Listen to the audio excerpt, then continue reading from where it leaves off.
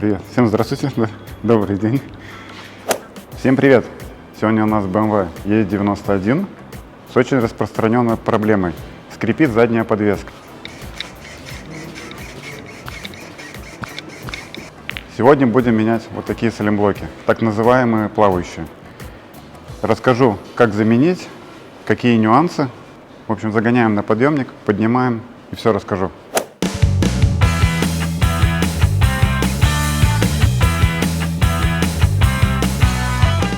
На колесах у нас секретутки. Их откручиваем простым воротом, не пистолетом.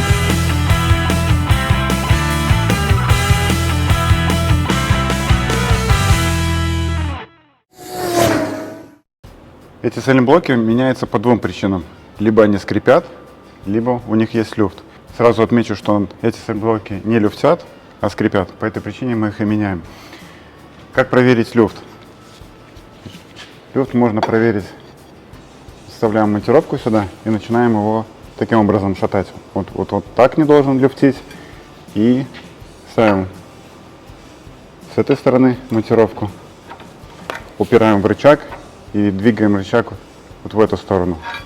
То есть он вот так тоже не должен люфтить. Кстати, обладателям 90-го, 91-го кузова обращайте, вот есть такая у них еще болячка. Вот, кстати, я ее буду решать тоже, но чуть попозже. У них окисляется плюсовой провод. Откручиваем этот болт и поднимаем опору вверх стойкой. По технологии надо снять этот рычаг, но я не вижу смысла снимать этот рычаг, делать большую такую работу, чтобы этот заменить салимблок. Откручиваем болт, подпираем стойкой и поднимаем наверх. Поднимаем ступицу наверх.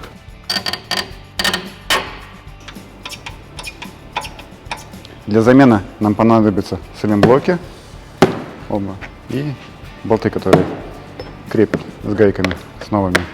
И понадобится вот такой съемник. Это оригинальный BMW съемник именно для этих салимблоков.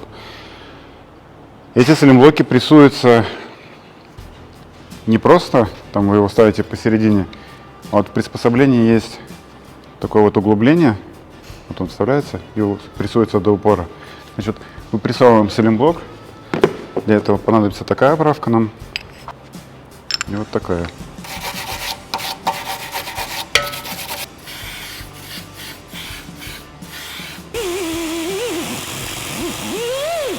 Пришлось помучиться, очистить. Я даже приспособление не мог одеть, настолько салимблок ржавый и разбух. Держим ключиком болт и выпрессовываем салимблок.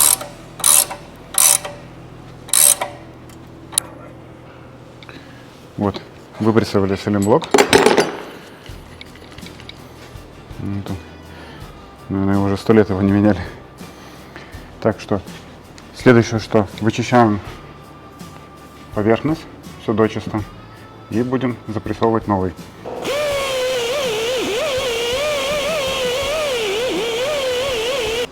Для запрессовки нам понадобится вот такая вот оправка, ну и вторая, которую мы выпрессовывали.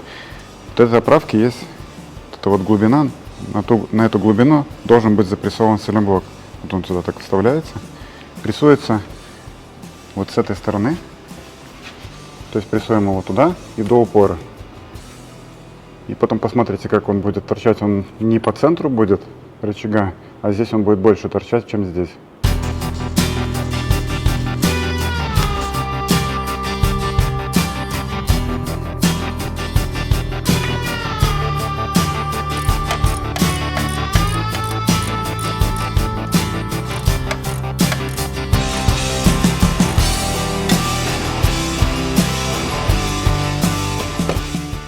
Пять с половиной миллиметров.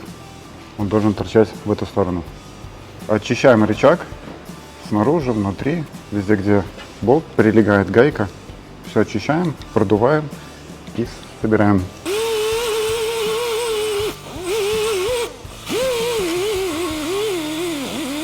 Подпираем стойкой сюда. То есть опускаем, ставим стойку вот сюда. Поднимаем этот рычаг наверх. Поднимаем. Вот. А теперь берем ступицу и опускаем ее вниз.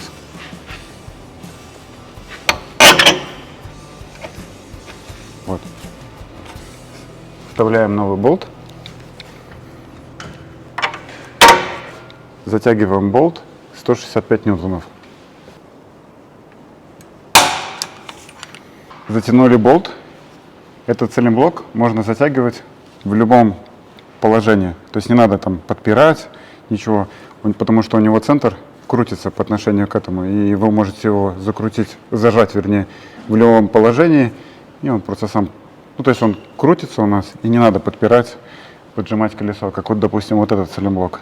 Тут стоит обычный резиновый цилинблок, вот здесь надо было бы подпереть или на какой-то яме и затянуть этот болт. Этот болт можно затягивать в любом положении. Все, заменили. Меняем со второй стороны. Очищаем колеса, ступицы. Ставим колеса, затягиваем и отдаем.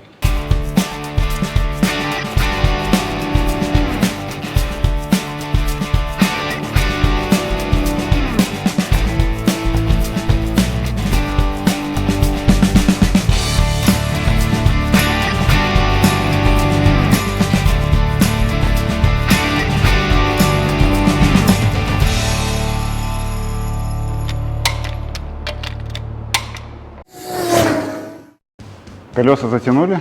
Давайте проверим, получилось ли у нас решить эту проблему. Машина у нас больше не скрипит. Значит, сделали.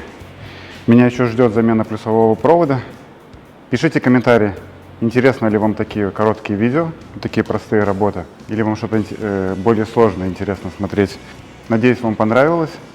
Всем спасибо и пока.